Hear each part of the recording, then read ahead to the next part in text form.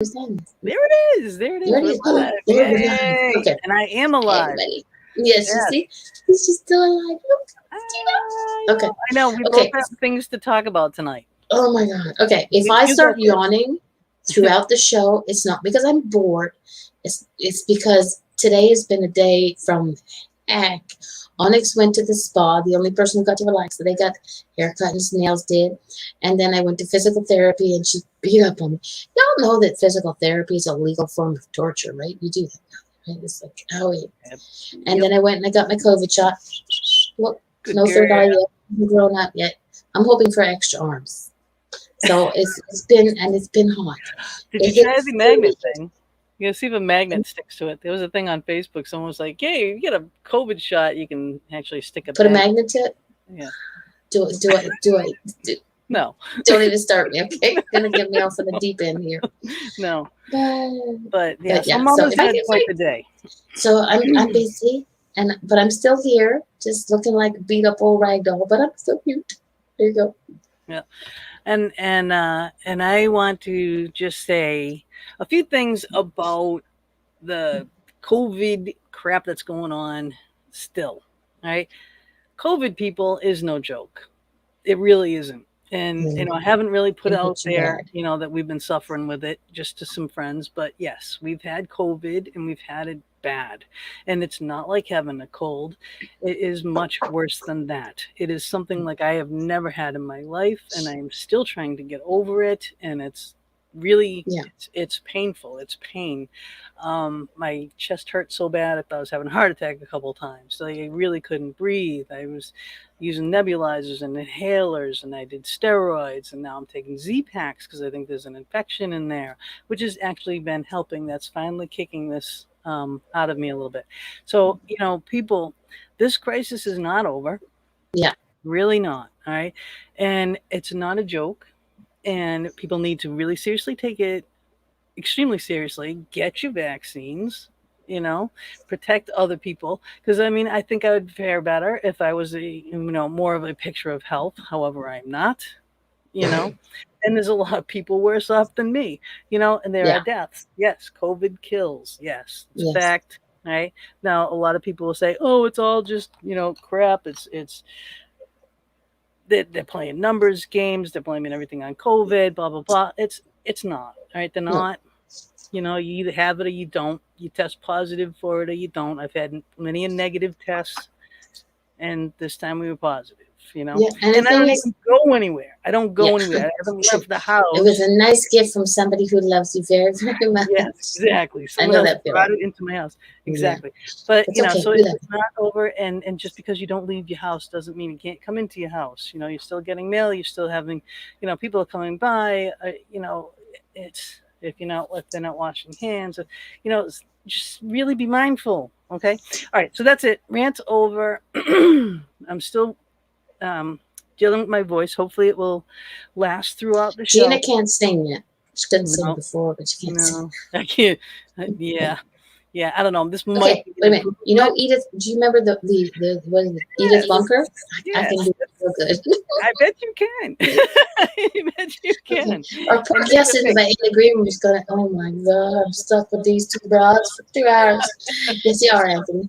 But yeah, all right. So both of our rants are over. I know we went a little excessive on our rants today, but we do have Anthony Teresi with us. He is watching us. He is with us. I'm going to play the intro video, which again I made when my voice was not good. So just bear with it, okay? And I did the best I could.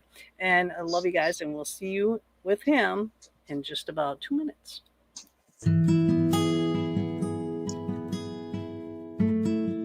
Good evening and welcome to the Fox Den. I am Gina B here with Mama D every Thursday evening from 8 to 10 p.m. Eastern Standard Time. Tonight, our guest is Anthony Teresi.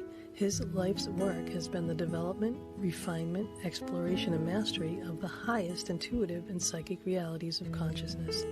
Anthony has a lifetime of extensive study and experience in the fields of clairvoyance, psychic phenomenon, metaphysics, cosmology, mysticism, theosophy, ontology, philosophy, astrology, and psychology. Anthony's given gifts allow him to tune into the realm of universal knowing, unlocking the hidden mysteries of the existence. This has granted him access to a doorway from humanity to the beyond. This knowing empowers him to see and hear, and more importantly, to interpret spirit messages in the inner truths of the greatest import. Traveling his mystical path, he ultimately expanded and evolved to realize his full destiny as a psychic, master astrologer, healer, seer, empath, and intuit. This journey flowed into cosmic attunement, musical revelations, multifaceted creativity, and artistic expression. The melding of all these powerful elements has forged him a deep insight into the limitless nature of being, and that surrounding every living thing are angels and angelic power, and our own guides to help us along our way. He is a multi-dimensional traveler, working with the highest intuitive, psychic, and visionary forces. Anthony fuses his natural gifts with the intellect and wisdom born of many lifetimes of experience to create special language that has inspired countless souls as they gain an understanding of the unseen forces that shape and transform all of our lives. With his remarkable new book, Rippling Waves, A Spiritual Journey Through the Heart of the Universe, Anthony brings us along with him on one of his journeys back to the source of our creation and then onward to the future of humanity. And we welcome you to the Fox Den.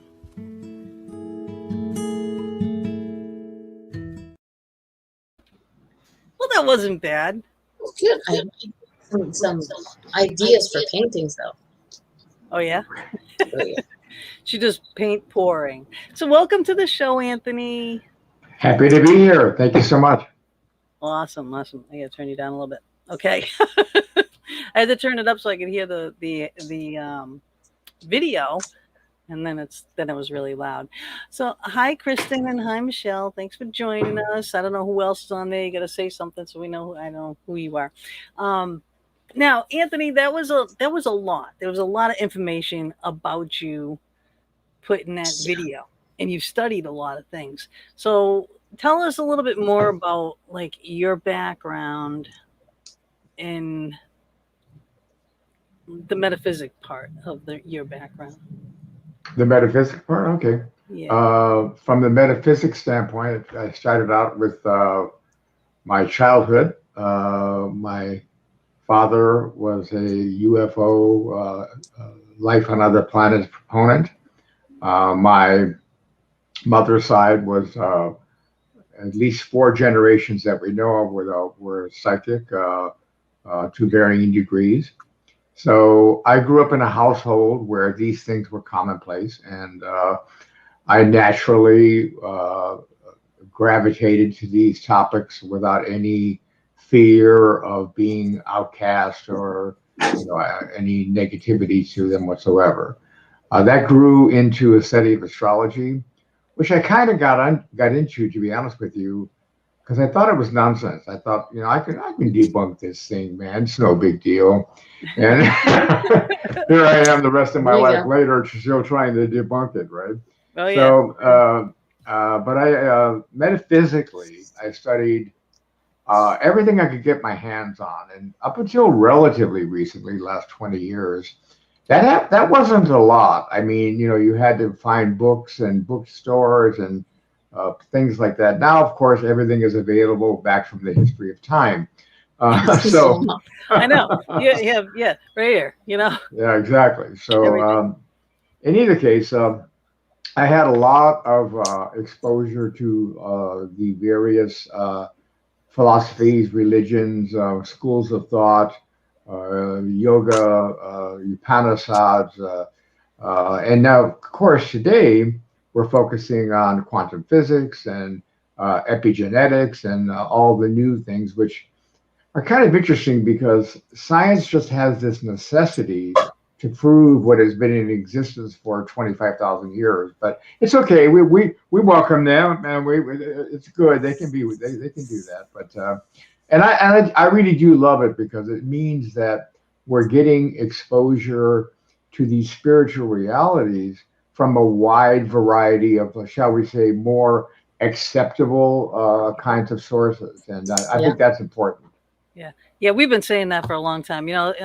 When we were kids, it wasn't really acceptable. Like you Yeah. grew up where it was, which is, very fortunate for you. But Very. for, like for us being in the field and stuff, it really wasn't, and it was just like you were looked down upon and frowned upon and, poo-pooed. Thought No, you were a no. quack. Yeah, Hmm. don't, you don't, that's not true. That, that doesn't exist. And it's like, yes, it does. Yes, it does.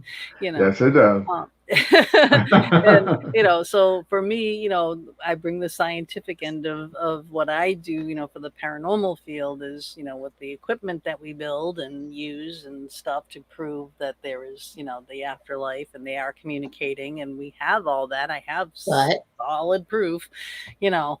but Some people don't believe it still. yeah. But see, I, also Gina's just coming into her. I call them gifts, and some Oh, people call them abilities. She's just coming into realizing and accepting them. So that's going to work hand in hand with the scientific thing. So she's perfect for everything.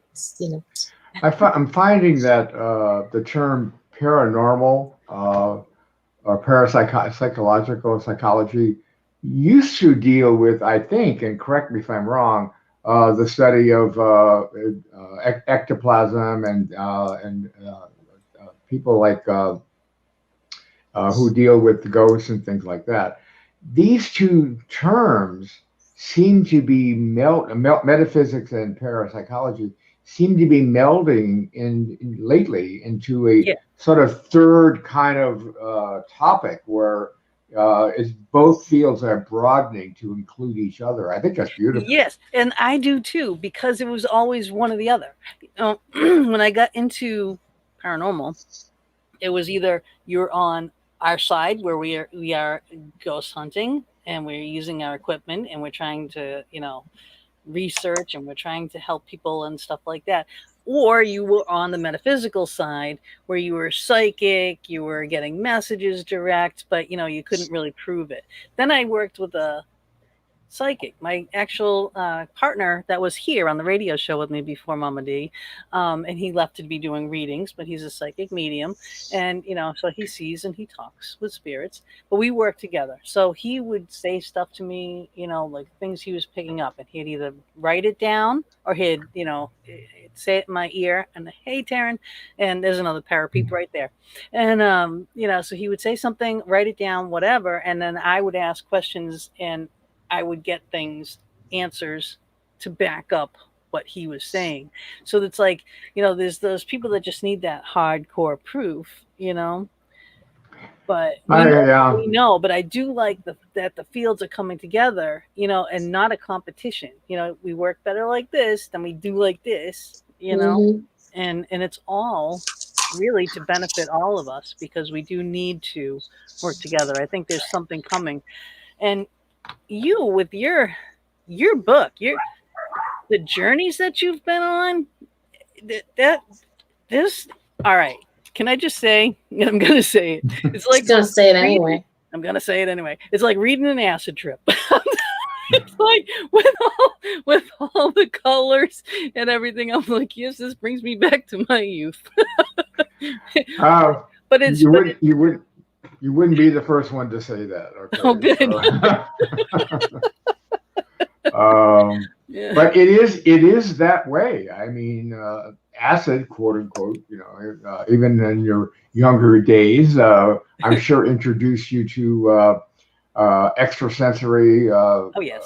colors and things like that you wouldn't have otherwise known about. Well, those colors exist. I mean, that whole frequency range exists, and it is available to us. We just don't look for it, or we don't advance into it.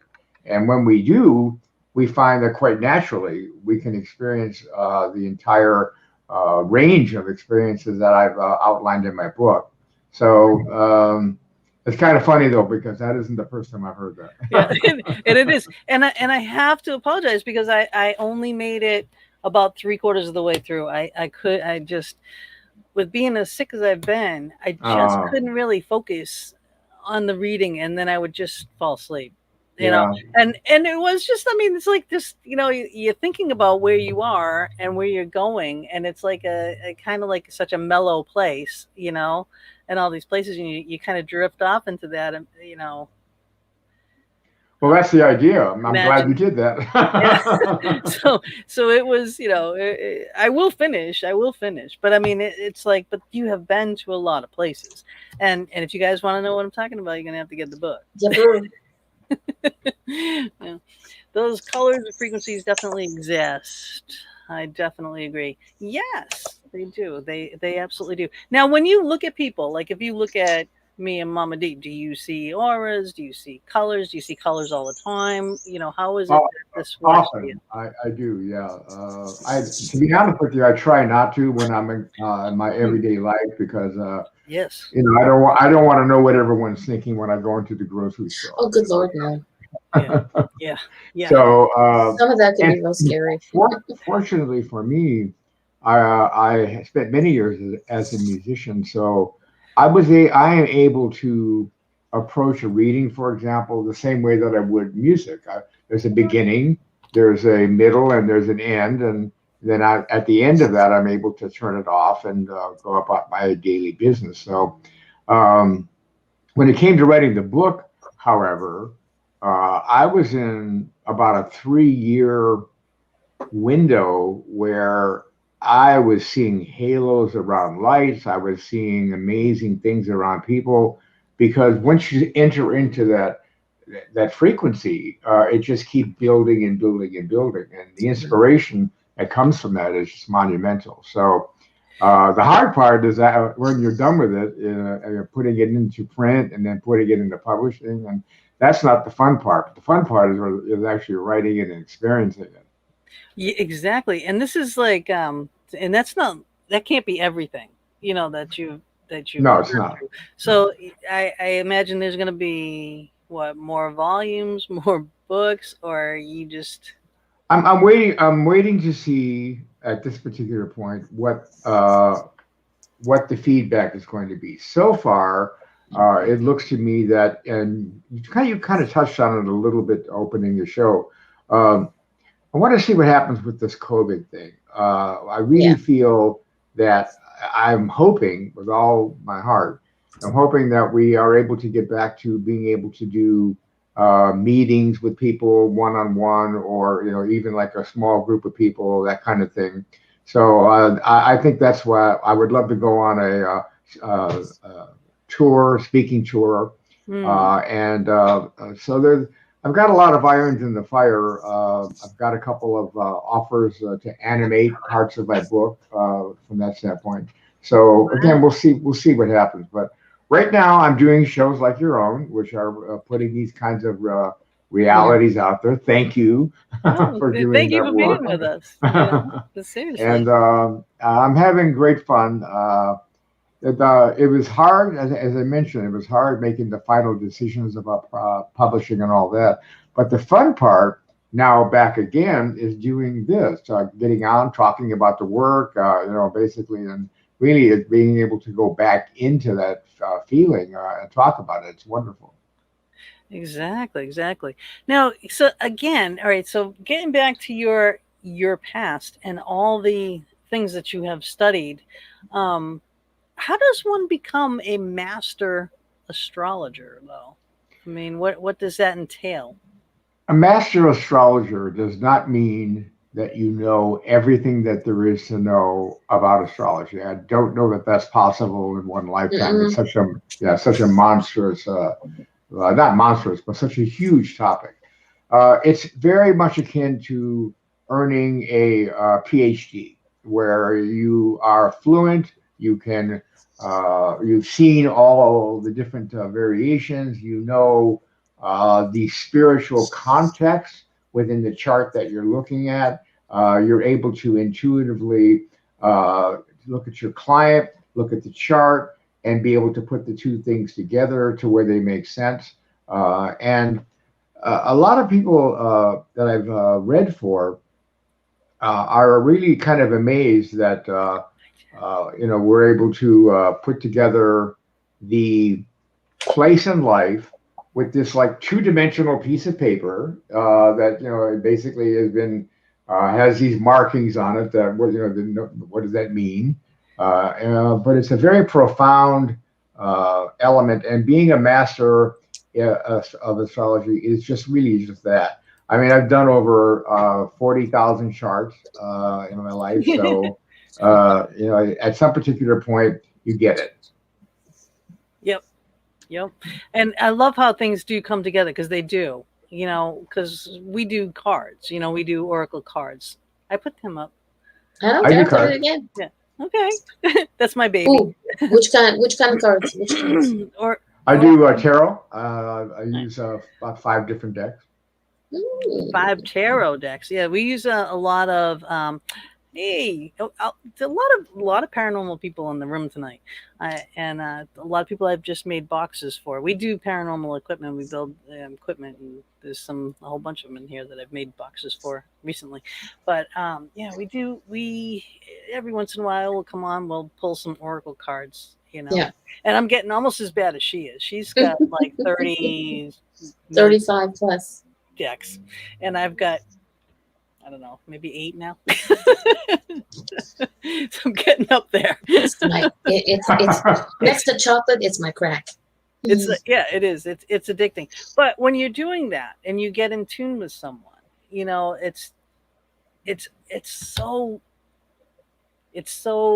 I don't even know the word. What is the word I'm looking for? That it's just so they perfectly line up with what they need. It's a oneness. It's an intuitive connection where you become one with the individual and they become one with you, and you are able, in that regard, as far as doing the reading is concerned, you are able to answer questions. You're able to put yourself in a position to give information that a person maybe didn't know about.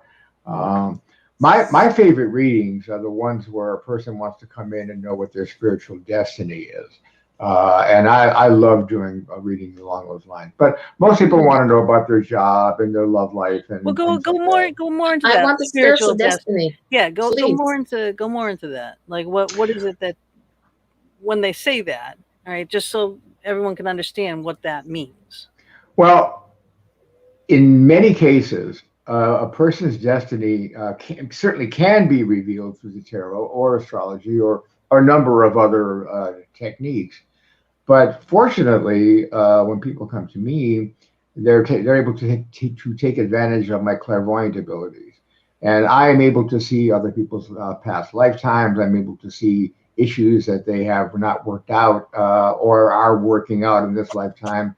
And I'm able to put that into a language that they're able to understand and make sense of, as opposed to some of these like intimidating terms that some people use. And yeah, it's nice when a reader can read you on a level that you can understand and not all the way up here, because then you need a translator. I try to approach every client as if they are someone who doesn't really speak English, but I'm trying to like be the interpreter to them. So that way, that puts me in the position to speak as simply. I think it's one of my gifts, to be honest with you, and I've worked really hard at it. And I worked really hard at it in my book as well, to put myself in a position to explain deeply profound realities with the simplest possible language that I can use. It isn't always like the simplest, like grade school type language, but you can get pretty. It's very, very understandable. It's very, it's not like a guidebook. It's an explanation book. It's you're telling stories and a bunch of little stories. You know what I mean? Right. What you're seeing, and it's a few pages.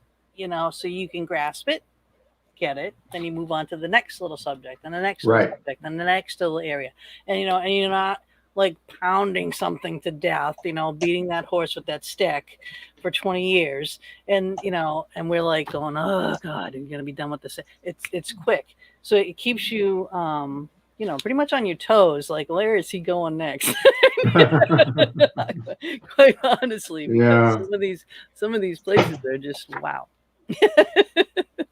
Well, I really tried to do that. I mean, I've studied some pretty profound texts where, it took me a year to read like one chapter to really understand it. And while that's nice and wonderful, I thought to myself during the time, gee, couldn't you just make it easier? Yeah, I I know. know, You right? know, Yep. so again, like I said before, I think anyone can understand this, especially if you have a mind that wants to expand and grow and put yourself in a position to understand that there are worlds that exist within this very space that we're in, that all you need to be able to do is to elevate your consciousness and you can exist in those moments.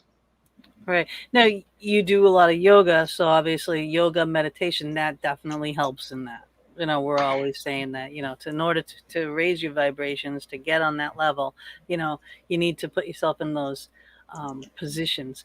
And what is it? What is your practice? Like, do you listen to music? Do you do guided type things? Do you just by yourself? I mean, I do all of that. I do as much as I can that makes me happy. I play certain pieces of music that are always uplifting, different styles because of having been a musician myself. I do yoga, but not just hatha yoga.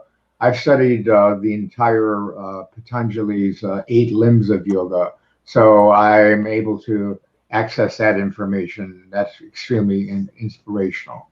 Anything that is inspirational, that causes me to go within and see the world from the inside out, from my spiritual perspective, as my own loving heart, embracing the world in front of me, is what I endeavor to do every day. Hmm. Now, when you first started doing these journeys, did you think that you were going crazy, or did you just, because you grew up with it, accepted it? Yeah, I think the latter. When I started having these experiences, they did take me back for a minute, but again, I did have a background. I didn't think like this was like crazy or whatever. So I began, and I want to make a point here. This book is based on a lifetime of experiences. I've put it into a singular type of journey that leads the reader through the various stages. But I visited these stages and had these experiences many, many times, and it's a vast, vast subject. And again, I wanted to put it into some sort of context where a person can see that it isn't a linear development, even though in a book you have to present it that way. This is a development where these frequencies and these levels of consciousness exist simultaneously in the same space. The same way, for example, that you would take two flashlights, and if you were to cross their beams, those lights would intersect. They would both still be there, but they wouldn't interfere with each other. That's what vibrational frequency dimensions are. That's really, not. There's a lot of people that are going there now. Is it more like a astral projection, or just your conscience? I think it's consciousness. And I know that, for example, at that, everyone experiences this a little differently.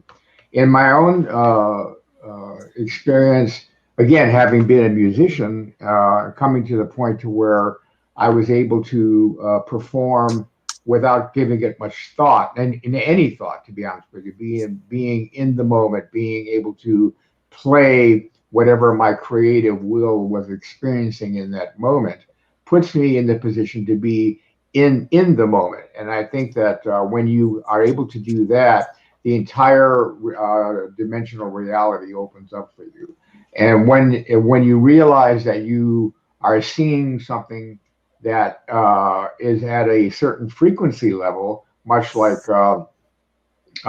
playing a certain chord on the piano, or then moving your hands up the piano, you get a different sound entirely. So over many, many years of experience and discipline and the energy it takes to not let up, to keep at this, you gain the ability to grow. And once it's interesting, once you master one discipline, mysteriously, all of a sudden you are mastering other Mhm. disciplines as Yeah, well. it's like an acceptance thing. Like you walk through Yeah, the door. Once you walk through the door, you can't unsee, you can't unlearn, you can't, unknow that these things are there. Yeah. And yeah, so I mean, it is. It's like all of a sudden a whole new world, and that's why I kind of put all this off for such a long time because I'm like, oh no, I need my instruments, I need Yeah. Then I can enjoy tools. life and Yeah. just toast now.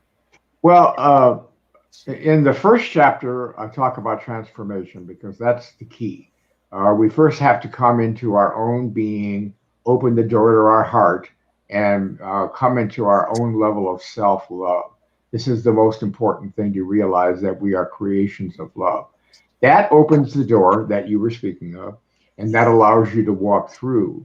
Once you walk through, then you are able to experience these dimensions. For example, I talk about that in the first chapter of transformation. In the second chapter, I visit a city that I've named Trasara. And in that visit, we see an advanced civilization living in total harmony and creating their life as they go. And I've tried to give a picture of what it's really like when you are at that advanced level of evolution, and war and fear and those kinds of things are behind you. It's interesting to note that a lot of people look at that and go, well, that looks like a fairy tale. And I'm telling you, no, it's not. That's how advanced civilizations live. Yeah. Yeah.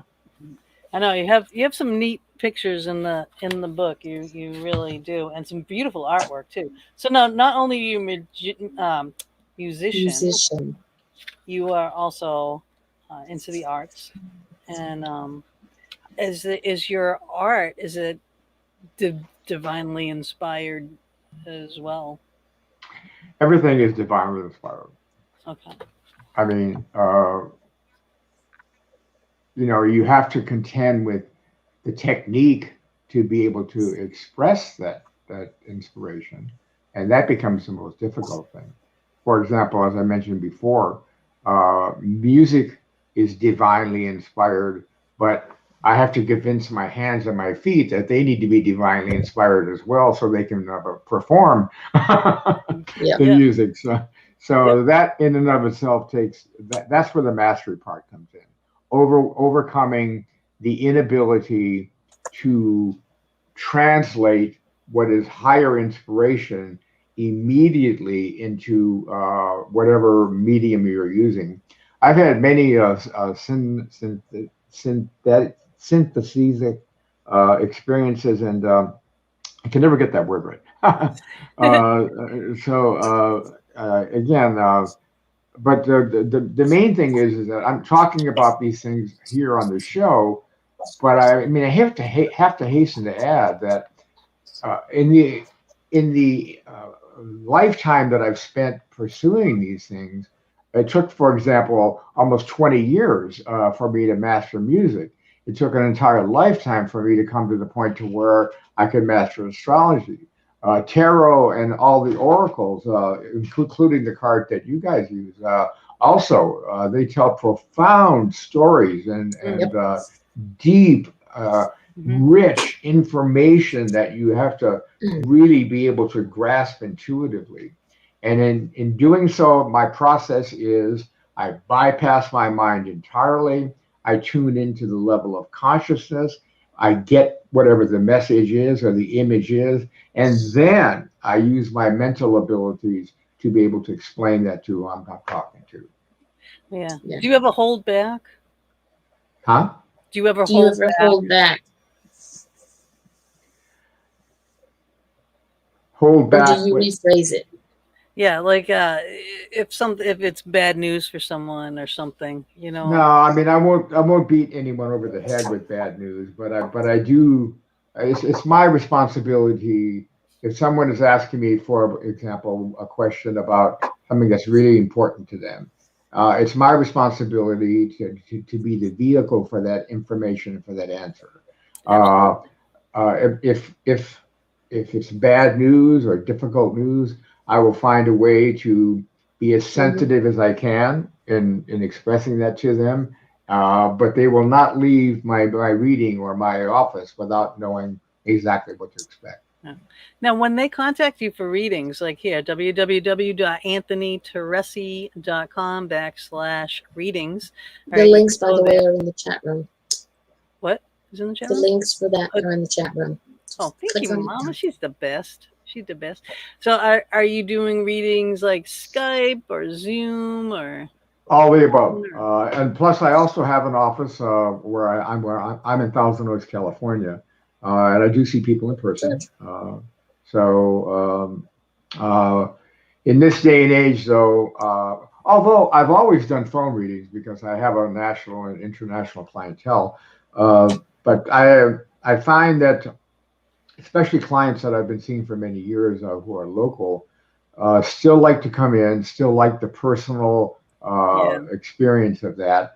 For me, it's the same talking to someone in New York or talking to someone 5 feet away, Hmm. excuse me, 6 feet away.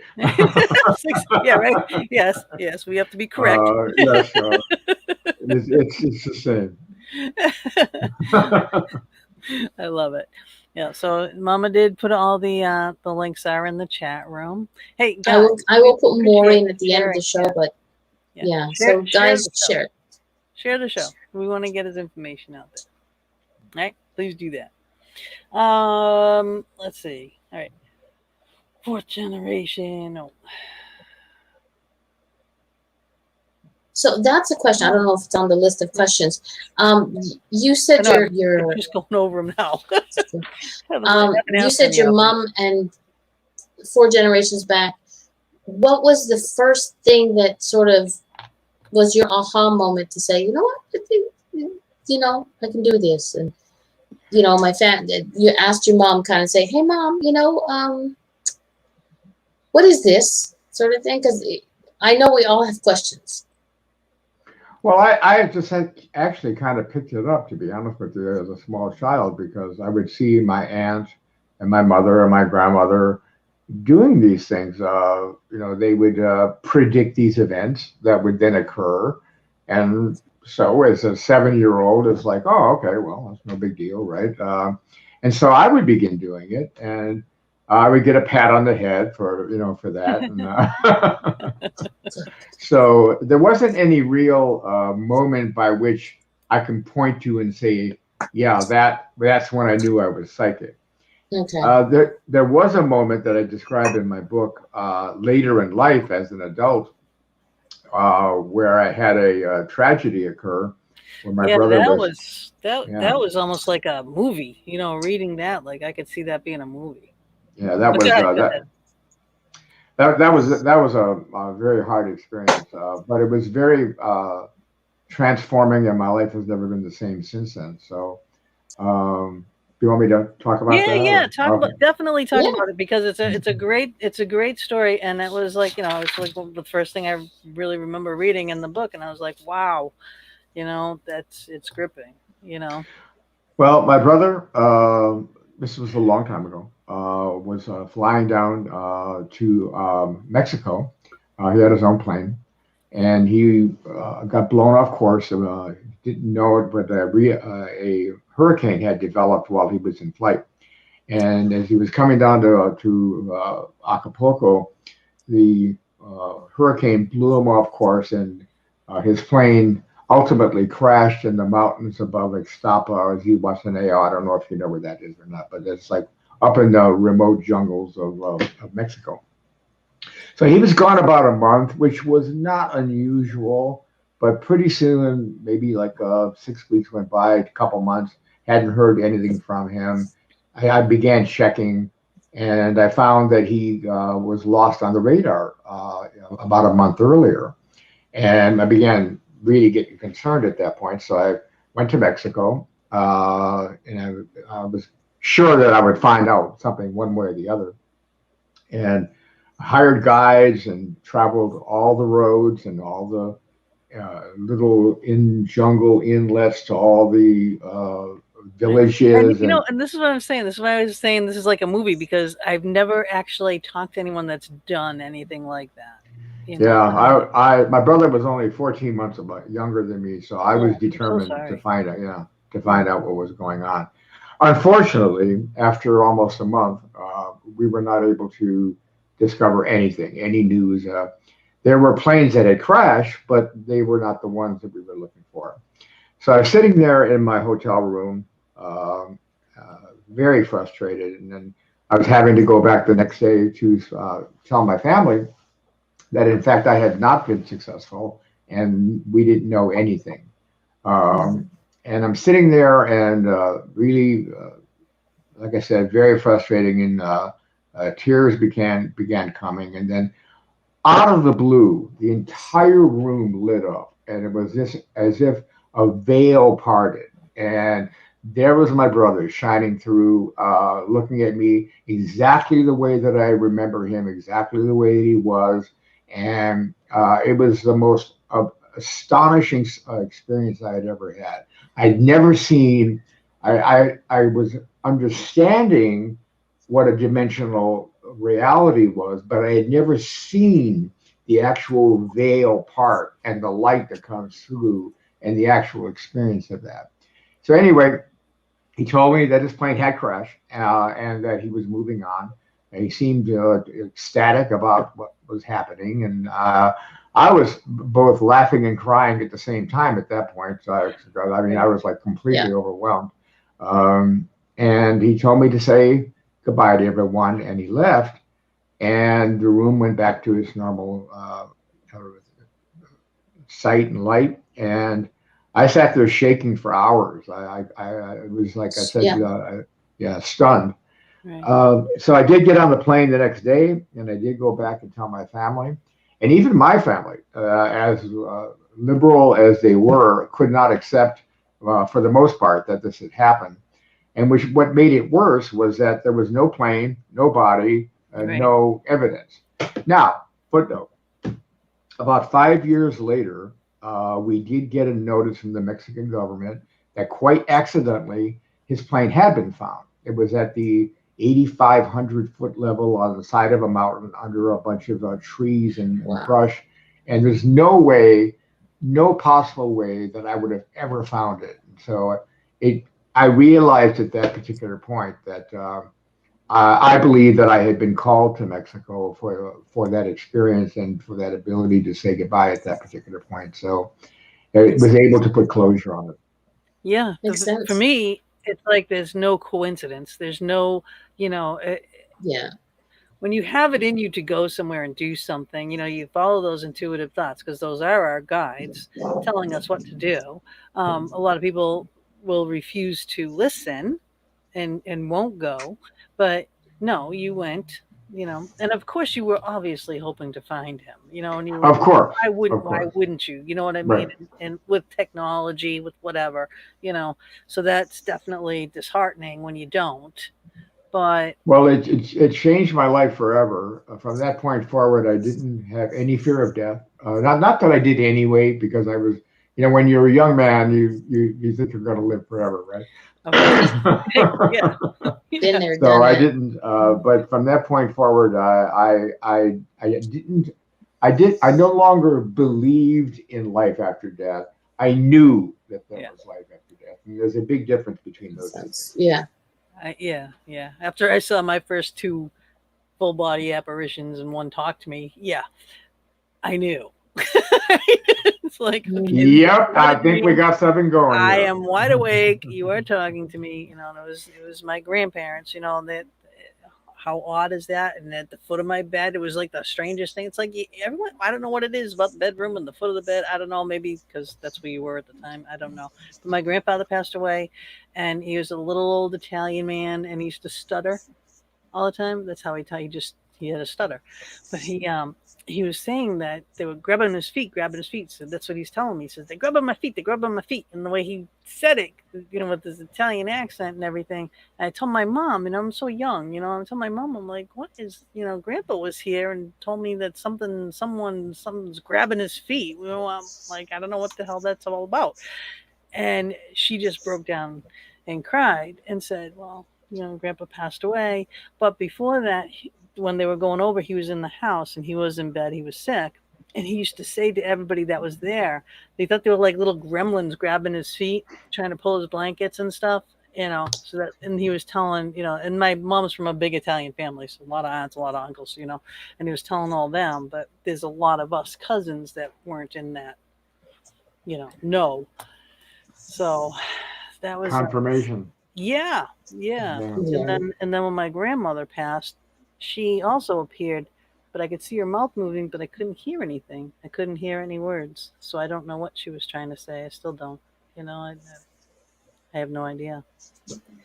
But that sparked a lot, a big, It step makes you in that different. direction for me, But It makes your life different. You begin seeing things in a completely different perspective.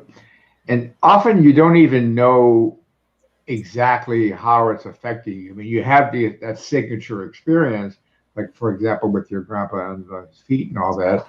And that resonates in you subconsciously, and it colors you from that point forward. And everything is filtered through that experience at that point. And then, of course, that's where your development happens. yeah, Yeah. and or lack thereof, because it was not as acceptable then as it is now. So Yeah. it took a long time for me to actually go into the field, start working with it, and saying, I don't care what you people think, all right, because this is the avenue that I'm going down, because I know it's real. I know it exists. I'm being called to it, whether I'm being called to it to bring people together, what share my experiences, help other people, whatever it is that I'm supposed to be doing, damn straight I'm going to do it. That's it. Taking that first step is a giant step, but once you take it, and once you start getting the feedback, and once you start helping people, and once they start telling you how much you've helped them, it makes it a little easier. Yeah. It's always nice to get feedback. Even if it, for me, sometimes when I do readings, when I had readings in the house, I people knew what I charged, but I wouldn't. I would just say that I had a little box. This very special little box that was made for me. I said, just put it in there. And sometimes it was the amount, sometimes it was less, sometimes it was more, and it didn't make a difference to me, because it's what you needed to do, it's what you needed to share, and it's what these people needed to hear. But it's nice when you the cash is great, don't get me wrong, but it's also nice to hear people, like when I actually had somebody comment on do a Facebook post on that. I was like, oh, wow, that was so nice, because it wasn't, I didn't ask for it, so, but it was nice. It's like that moment of that aha moment, going, yeah, somebody got it. Yeah. Yeah, definitely. Now, also, now you in the opening video, and I said that about the guides. You're talking about the guides are around us, and angels are around us all the time. Now, what about, like, because you are in the fox den, and the fox is my spirit animal. The fox definitely is what guards that line, the realm between us and that veil. It's like, so the fox is there, and it's very sly, and it's very intuitive, and it's very, like, knows who to let through, you know what I mean, too. And when your time is right to go through there. But now, what about the animal guides? Have you had experiences with anything along those lines? The only, I mean, I identify my two favorite animals that I identify with are the eagle and the Bengal tiger. But the only one that I write about in my book is the dove, because the dove is symbolic of eternal peace, eternal love, and all that implies. Uh, but I haven't had a lot of experiences with animals in the truest sense of the word. Some of my friends are animal intuitives, and that's all they do is they deal with folks as pets, or they go to zoos and they work, with animals that are having a hard time. My gifts seem to be more centered on what I'm doing with people's lives. Yeah. Yeah. And the future of humanity, Yeah. Yeah. which is really kind of interesting. We got a little bit more time before we have to take our break. So if anybody has any questions, feel free throw it in the chat room. We'll be happy to ask Anthony your question. So yeah, like what I was saying about that that difference on the realm there. I have a picture on here I want to show you. I know I do this a lot, Mama. I'm sorry, but this thing here. All right, do you see this thing here? I did a guided meditation to find out who we were actually supposed to be finding out who your spirit guides are. Well, it led you into a cave. You're supposed to sit in the cave and wait for someone to come in. But I just saw a little peg of light, and of course I started digging at it, and it crumbles and opens up to a field. In the field there were a bunch of foxes, and way off in the distance there was like this big altar, and this that thing was standing facing away from me, long robes, long hair, real straight hair, and it just like, and I'm just sitting here watching it like I knew I shouldn't go near it. There's no way I should be there, right? So I'm just sitting back with the foxes, which was like really crazy because they're like in the tall grass and they're just going back and forth and back and forth, and I'm behind it. So I'm watching it, and then I turned, and it was that, and it was this like a almost like a lion human face like thing, you know, but very powerful, very like high. You know what I? And it didn't It speak. looks very benevolent to me. It just, it had there was a big book that it was looking at too, and then it just looked at me, and then it just turned back and continued what it was doing, and I just kind of crept back into my cave, and I was like, I don't think I'm supposed to see this, but I'll never forget it. I will never, ever, ever forget it. It's like almost like I'm looking at you, is how clear that I saw this thing, and I was just.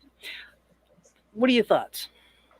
Well, I think that was a guide, no doubt about it, and I believe that you uh, saw a benevolent manifestation. I don't. I think what you drew there is probably the best you could do from memory. But when you were talking about that, I was seeing a being of great light Yeah, that definitely. existed, yeah, existed at that particular point. And the look on the face that you show there, it does look like a lion to me, but it actually looks a little like hippie-ish too, as far as like the sort of peace and love kind of thing as well. Yeah. So I mean, it I was think really, yeah, it was so very calm, so very peaceful, but I just like, it was something just so extraordinary. Like, but I just really felt like it was too soon for me to be seeing him. You know what I mean? Like, I knew it. I just knew it. And I knew yeah, to, I think that's why he turned. I think that's why he looked at the book and turned away yeah, because yeah, I think like, that it you're was not it ready yet. wasn't yeah, it wasn't time for you to know what was in the book there. Yeah, I know. I do want to know what's in the book, though. You hadn't met Mama Oh, D yet, so it I wasn't think time you for you to wanted know. to know what's in the book, but there just wasn't time for you to know it. Yeah. Exactly, exactly, and I respect it. And I have utmost respect for the whole field, all the realms. The hierarchy of the angels. I have utmost respect for it all. And I'm not. Who am I to step on anybody's toes? So when it is my time, like you going through your journeys, like you said, you go through one thing, you master that, then you go to your next phase and your next phase and your next phase. So I think I was skipping ahead and I was jumping a phase that I shouldn't have jumped yet. You know, and I'm sure that I will find out what it is. But I always I always want to ask people, especially people like you that have been in these different realms, or I don't know what a better word for them are. Um, how you I travel. would call I would call that being, for lack of a better term, I don't know that this would be its actual name, but I would call that being like a gatekeeper. Yeah, yeah, because that's how I felt like the foxes were like a gatekeeper. Oh, let's see. Yeah, that's Yes, Jay. Jay's a funny guy. He has a podcast too with three wild and crazy guys. He's got quite a few podcasts, but the one you really need to Yeah, listen to with a great sense of humor is the Triple J threat stirring the yeah. pot. Stir in the pot. Yep. And yeah, so he says I can't imagine meeting my spirit guides. They're probably mad at me as my guardian angels. Why? Because this is Jay we're talking about. His guardian angels are going, oh my God, why did you give him to me? I need a drink. Well, Jess says, all right, what would he recommend for meeting your spirit guide?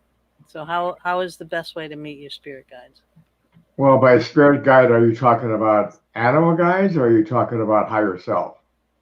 I would probably say a higher self. Your guides who's Yeah, behind you. the best way to do that is to go within. Again, I cover that extensively in the third chapter of my book. But the best way to go into meeting your higher self is to meet yourself first. Is to travel within through meditation or through whatever force of focus, whether it be music or whatever, and come to that point to where, okay, let me back up a second. I believe it was St. Thomas Aquinas, a 12th century mystic, who his followers came to him one day and said to him, Master, please tell us where enlightenment is. We wish to go there. We want to have this enlightenment for ourselves. And he smiled at them and he simply said, what you're looking for is what is looking. And it's that point within us that we're trying to get. When you get to the point within you, when you are looking out of eyes that are inner directed and a heart that is pouring forth love, you will have your guide experience at that particular point. In fact, that's very much those are very much component parts of that when that happens. I've had that experience many, many, many times, but the first one was so powerful I couldn't sleep for 3 days. Wow. Wow. Yeah. Yeah, it does. It gets very profound. Like, and then you got to sit there and try and justify what happened. So it's like your rational mind tries to start taking over. I left my rational mind behind long ago. Why do you think he's on this show? He left his rational mind behind. Oh.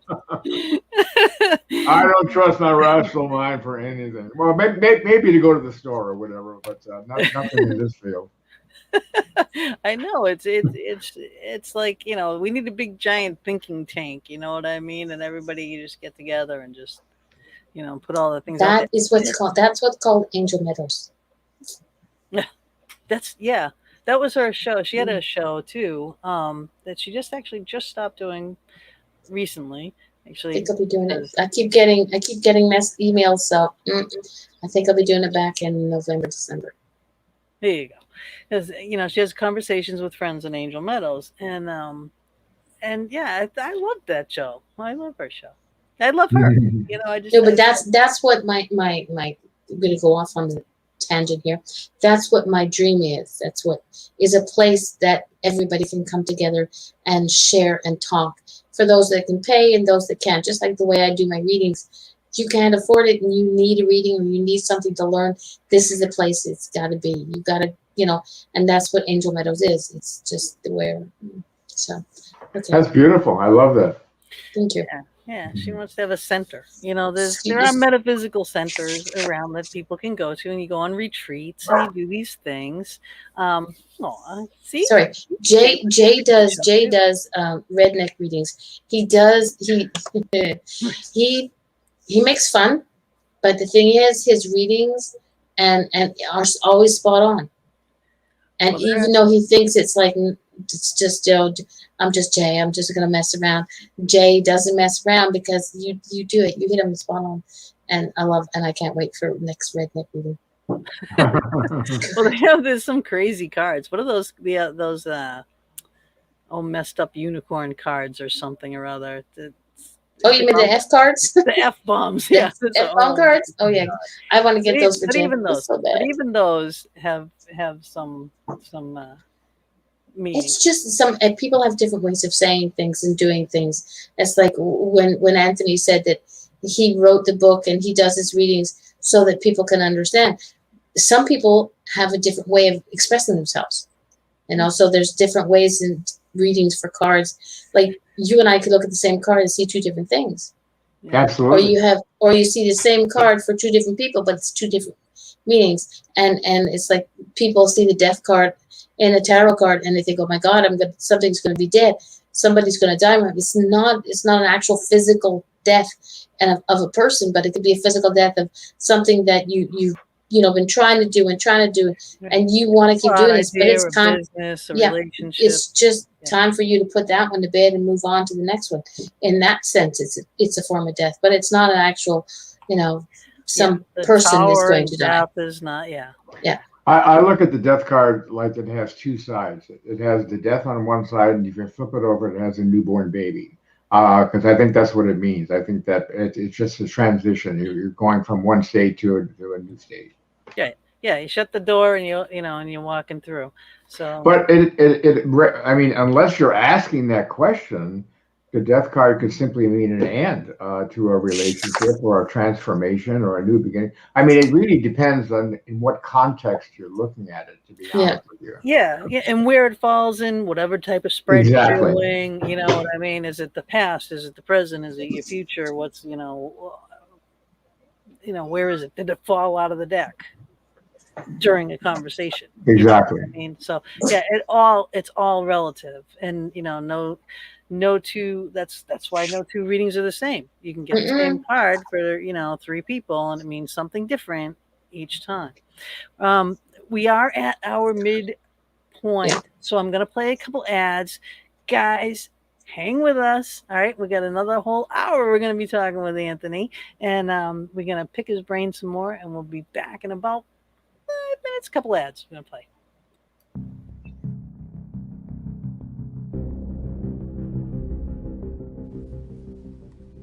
The Fox Den is now proudly sponsored by Vortex Ghost Gear, one of the leading fabricators of paranormal equipment. Bob Christopher is the founder and creator of Vortex Ghost Gear. He has decades of investigating, starting with his team at NEPA, and as lead in the popular local TV show Ghost Detectives, he has experience of how spirits could be seen or heard. Using this knowledge, he has manufactured equipment for specific scenarios of spirit manifestation and communication. He is the only manufacturer of the popular lifelike trigger prop cats and dogs. Using proximity meters wired to lights and sound, these prove to be highly effective communication devices in the field of study. The HTO, another Vortex exclusive, allowing specific items to be the highlight or trigger of your investigation. For example, place the item on a metal tray or attach directly to any metal object such as keys or glasses that continue to go missing or moved. Ask the spirit to touch the item. The HTO will light. It has a sound option as well. This device was used in Travel Channel's Ghost Nation with great results. The Dome, a static detector, can be the most useful device in your gear bag. This is to back up the theory that the spirits manifest using static electricity. Using several, you can track a spirit, for example, walking down a hallway, setting off each as it passes. The geophone detects vibrations. This is another way to track movement. If a claim is footsteps in the hallway or stairwell, set the sensitivity and place the device in that area. Its band of lights will show a range of vibrations from the slightest tapping, lighting only a few lights, to the loudest thumping, lighting the entire range. The Easy Scan ghost boxes are very popular due to the ease of use. They are custom decorated to the individual or team using them. Bob programs and uses an Arduino-based computer scanning FM waves to potentially communicate with the spirit realm in real time. Every box is unique and all custom hand decorated by Gina Bankston. The V-Pod has a special place for those who love the idea of REM pods. Use this sleeker, smaller, easier to transport device. It is a must-have in your gear bag. Take your investigating to the next level with many of Vortex Ghost Gear's unique and custom creations by Bob Christopher.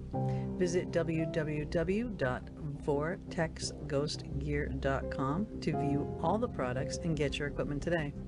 You can also investigate with Bob and Gina with ghostly excursions, taking people to some of the most haunted locations in the USA. Visit www.ghostlyexcursions.com and join us on our next adventure.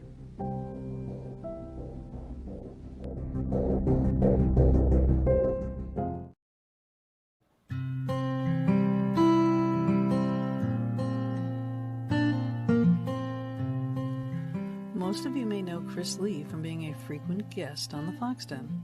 Chris Lee is a Canadian clinical hypnotherapist specializing in his system of past life therapy, which eliminates people's persistent aches, pains, fears and phobias, and debilitating emotions without prescriptions, medicine, unnecessary operations, nor ongoing therapy. Many of you already have his hard copy books from his Life in the Past Lane series, and some of you also know that if the books were not readily available, Chris has been very accommodating in sending those books personally. The books include Life in the Past Lane, Fears and Phobias, Aches and Pains, Crimes Against Humanity, with 2 more in the works. Book 5, History, Fact or Fiction, will be available soon. These are fascinating client true stories and testimonials confirming his system works. He can also teach you how to do a system as well. Currently, Chris is away for a prolonged period of time and is not able to send the hard copy books, but there is a silver lining. He has now made his books available as digital ebooks. To place your order, you can email Chris at book@pastliferap.com or visit the site www.pastliferap.com. While there, hit the shop button where you can see all the books and their descriptions. You will find the currently unavailable hard copy books priced at $15 plus shipping. You will also find the newly added ebooks, which are available for only $7.50 with obviously no shipping. The quickest way to start reading this amazing series. Payment is by bank, e-transfer, or PayPal. Go to www.pastliferap.com or email Chris at book@pastliferap.com to get your ebooks.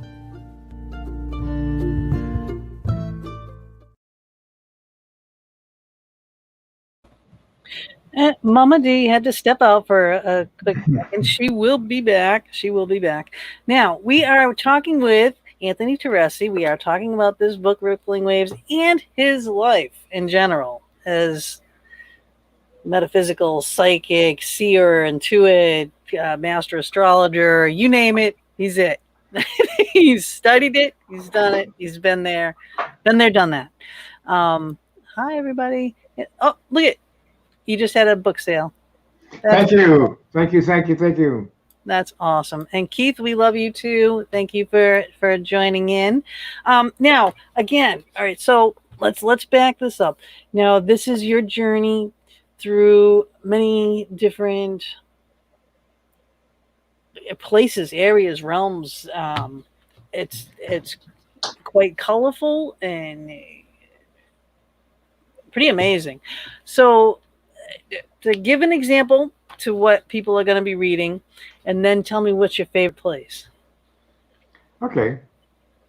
Well, an example of what they're going to be reading is a journey or an excursion through higher realities that lead from the basic, most transformational state of just learning who we are and coming to that place in our heart of love. Once we get there, we cannot help but want to share that with everyone. When you reach that state of love, you say to yourself, everyone has to know about this. And then that, of course, moves you into your journey.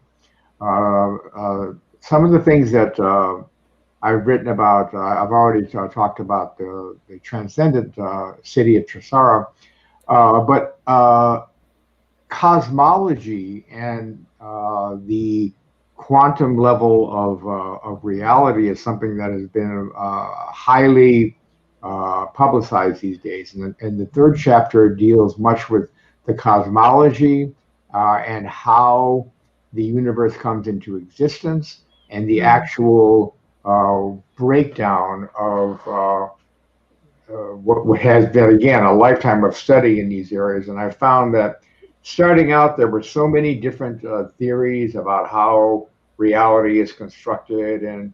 But as time went on, I realized that slowly but surely, they began to melt into really one idea. And this I'll go through this directly in the third chapter. The fourth chapter deals with divine experience, and it tells the story of a two-sided coin, really. It tells the story of myself making a giant mistake along my way and falling into a deep, dark depression. And then what it took to climb out of that and get back into, not even back into, but rise above the place that I was in before. And along the way, I used metaphors to explain what I experienced, that simply I just could not find any other words to explain it, because often it was just an experience of light that is just completely beyond words. So I use metaphors to do that. In the fifth chapter, you're going to read about again, the not so thinly veiled disguise of our own world, emerging out of darkness, chaos, and dissension into a unified global community, and what happens and how humanity evolves forward to the point to where they become one planet, one people. And then, of course, at that particular point, the entire cosmic community opens up. The arrival occurs. We are introduced into our cosmic neighborhood, and we become part of the local system that we are in. So we travel quite a way from the beginning to the end. Yeah, I got to tell people I haven't actually made it to the end yet. I really desperately tried to get I always try to. You guys know me. I always have the book read before the show, and I just have been so sick, and I haven't really been able to focus. Plus, the book did send me on quite the little journey. It truly did, and I would just find myself drifting. So I will finish this probably tomorrow morning, and so it's really, oh yeah, it's really interesting, because I mean your journey is not, it's unlike others, but not unlike others. Exactly. It's actually the reflection of many different types of disciplines and teachings, but I didn't want to write it in that regard. I didn't want to write it as a lecture, or I didn't. I didn't want to write it as it's not a how-to. It's not a You're not telling people what to do. You're not saying, "Oh, sit down and read this and write this and do this and do that." No, you're talking about your journey, what you see, who you're encountering. Who your guide is, who's taking you here. What the colors. I can just wow. I mean, it is like an acid trip. The colors. An acid trip without the come down. I know. Minus the bad part. Yeah. But yeah, I mean, and then the place. How do you say it? Trisarians? Trisara. Trisara. All right, the Trisarians. All right, now they can manifest as whatever they want to be at that time. And then you said, like, what I thought was kind of fascinating was there was a big music compilation going on, and it was like an orchestra without an orchestra. So there was, like all the sounds and everything, and then all of a sudden that one being who I guess this was all emanating from disappeared. So it's like, okay, so they finished that step and they're on to their next, and you witness this. Correct. That's pretty profound. Well, it was, and at the time, I didn't quite understand why they were disappearing. It wasn't until later that I got further down the road that I was able to look back and actually see where some of them had transferred to, and I realized that it was the ultimate initiation. They disappeared from that realm because they had been translated, if you will, into the next level from that standpoint. And of course, there's never any end. I mean, the universe is infinite. You can go on forever and ever. But in the moment when I first realized I had that experience, I was like, oh my God, what happened? Are they gone or what? Yeah, right. I know. But, yeah. Where would they go? Exactly. Are you Sure. back? You have to unmute you. I know, I'm There back. we go. Okay. No, not only did I do, but I knocked myself out of the room, and then I had to take your pictures and look. Welcome back. Hello. Your lovely face. No. Hope everything's Sorry, okay. Kat. Yeah. So the I would have been asking 500,000 questions because that's what I do. Like, where did they go? What's going on? What happened to this person or this? Well, again, often in these experiences, I mean, you're there almost at an invitation, and you're being shown these things. You're being allowed to take them in and make your own interpretations. Nothing is ever forced on you. But by the same token, not everything is answered either. Much like your own experience, right. You the right time, what you can handle. Timing. Yeah. But that example that you led quoted a moment ago does lend itself to the multi-dimensional experiences that some people have right in its own realm. The synesthetes that I was talking about earlier experience many of these things simultaneously. It's interesting to note that if you look up synesthesia, it's defined as a neurological disorder. But it's simply the ability to hear color, to taste sound, to be able to put all these things overlapping them. And I've been experiencing that for years, and I guarantee you I'm not neurologically disordered.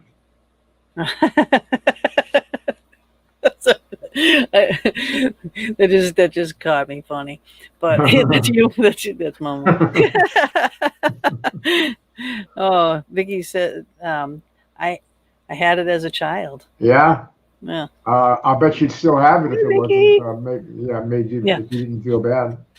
Right. But that is fascinating. But I mean, like, there's a lot of studies into this kind of the different realms and everything, especially with sound, because sound is easier to actually quantify. You can actually, you can play a vibration and put salt on a thing, and it makes patterns, and so there's a lot to sound. So and again with light, with the speed that light and sound travel, and there's just so much that's involved in it. And if you put your body into that, and you try to get to those different vibrations, like every sound makes you feel something different, and it puts you in a different frame of mind, state, body, so that's why a lot of people, that's why I was asking you if you played music when you were meditating, you know. But some people like the beat of a drum, and some people like the sound of the flute, and some people like, you know, the sound of nature. You're muted, Yeah. Mom, still. So, you know. Well, I can tell you, I can tell you for sure that that is the direction that we're going in. The study of sound in the New Age world is that's great. Uh, Wow. uh, Called cymatics, and like you said, you normally see the demonstrations where they put salt on a plate and they vibrate it. But what you don't see is that is only a two-dimensional representation of that sound wave. That sound wave is like, It's way high. yeah, it's like yeah. it keeps going. So I wish the technology existed. Maybe it does. I don't know, to show those experiments in the real time way they look. I mean, it's one of the most beautiful things you'll ever see. I And know, but you also, can put color to it, you know. I mean, it has color to it already. I mean, and basically every sound wave is a manifestation of consciousness, and consequently, it has all the vibrations that go with that. That's pretty There's, amazing stuff. you know, you're talking about this. There's a young woman on TikTok. Yeah, yes, I'm there. She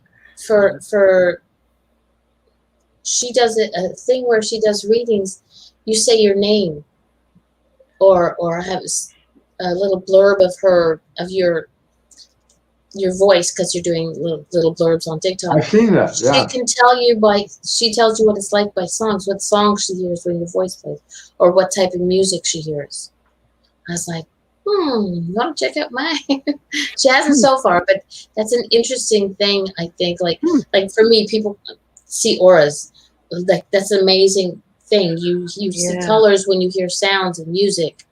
You know, I think Vicky, I'm like, okay, what does the color pink smell I know, what like? is what does It's the like, color pink to smell like? me, it's bizarre, because to me, pink, that light girly pink, I would think pop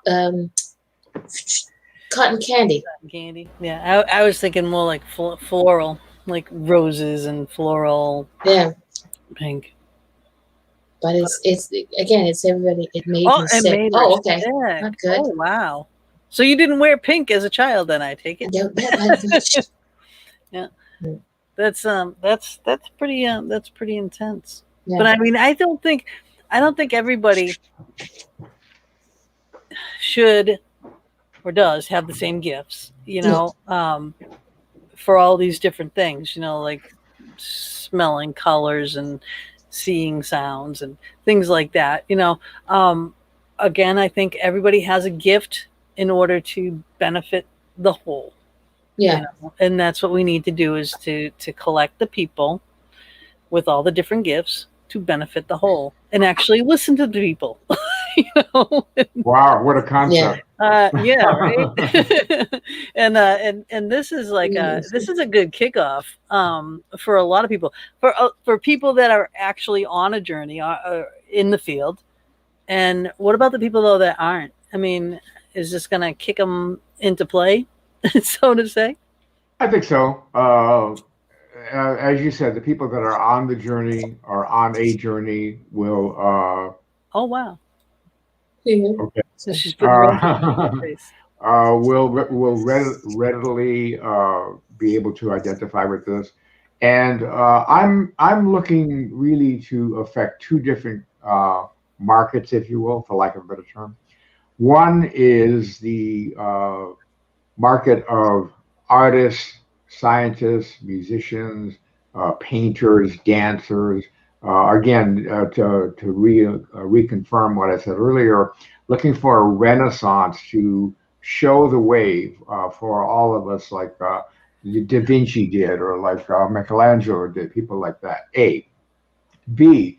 I'm also looking for people who have lost touch with their religion. They no longer feel that their religion is able to afford them enlightenment, but they haven't quite found their way yet to a place where they can start jumping off on their own and getting to the point where they can see a new reality. And I think there's a lot of people like that in this Yeah. day, especially with the chaotic stuff that's going on. So those are the two focus points that I have. But like you, I agree also that each of us has our own abilities. I think it's almost like we all have our access remote.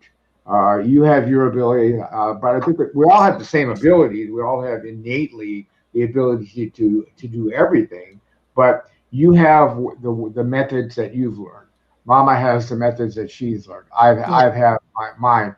But if you put that all together, that is that's the most powerful force that Hmm. can transform everything that's going on right now.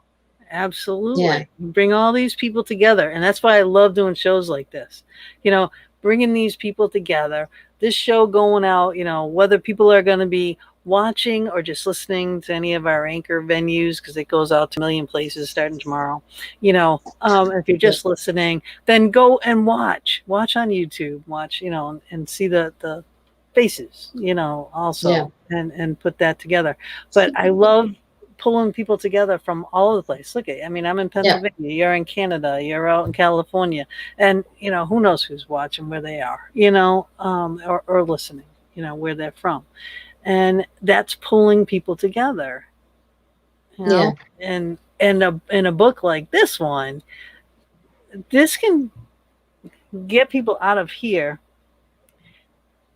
and go to that next step, like maybe they're thinking they're crazy. Maybe they're thinking that, oh my God, this happened to me. Maybe it's a dream. Maybe it's this. Maybe it's that.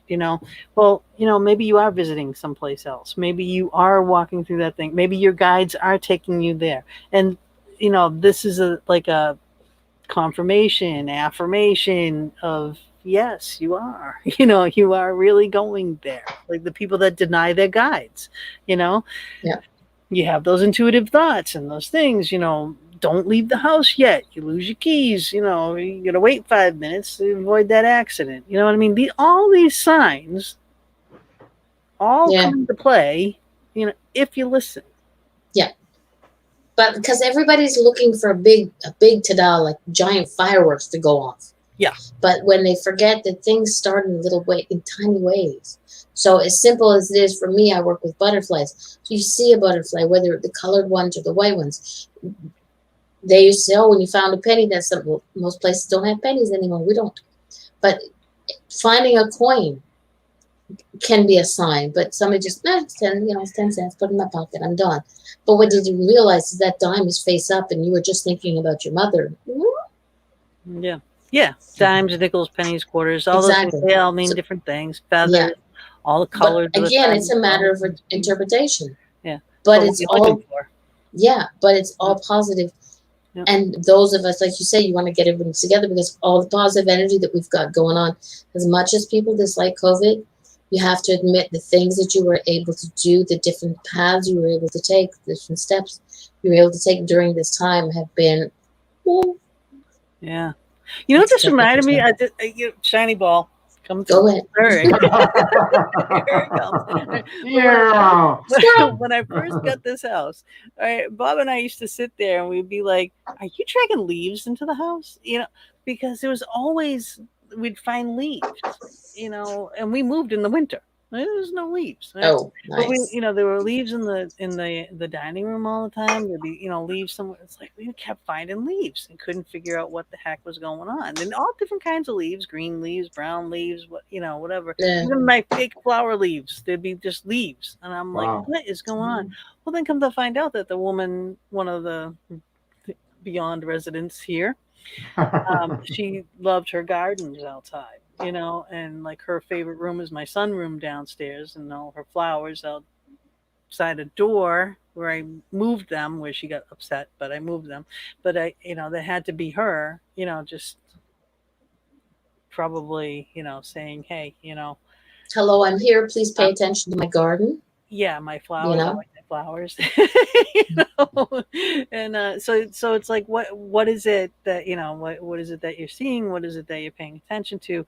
If you don't know, write it down. If something's out of the normal, write it down. Maybe Yeah. something will make sense later on.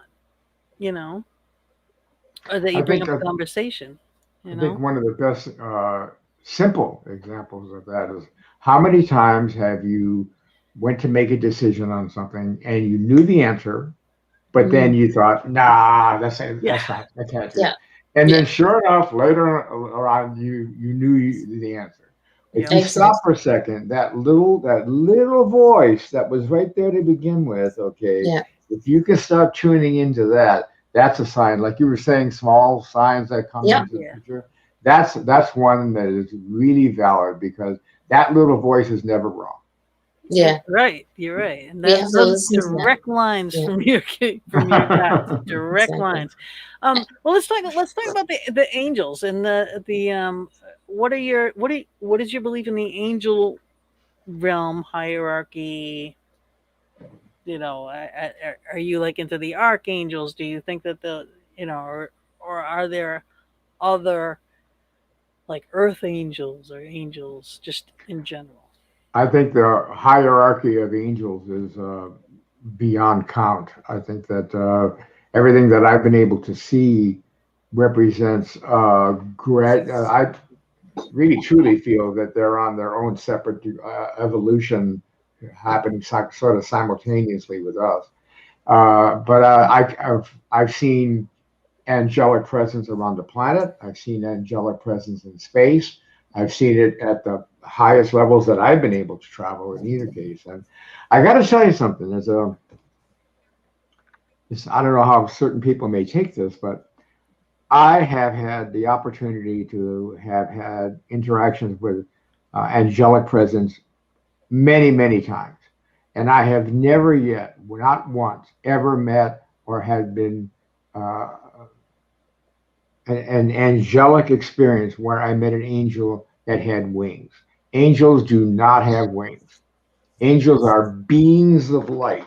And I think the reason that they are portrayed as light as wings is because early on artists had no other way to make it make sense. Like they're Yeah. floating. How are they floating? Really? Kind of thing. So Yeah. I just wanted to make that point. Yeah, Yeah. But yeah, and the halos, in you the know how halo, they right? and the how Yeah. they It And paint. could usually be. what I Go ahead. I was gonna say, usually what I've seen is a face with a halo around it, and it would represent somewhat of a masculine or feminine presence, if you will, because I feel that that is going on. But I've never seen any clothing or anything other than this entire raiment of light and this presence that is just like, I mean, beautiful is too mundane a word to Yeah. even use from that standpoint.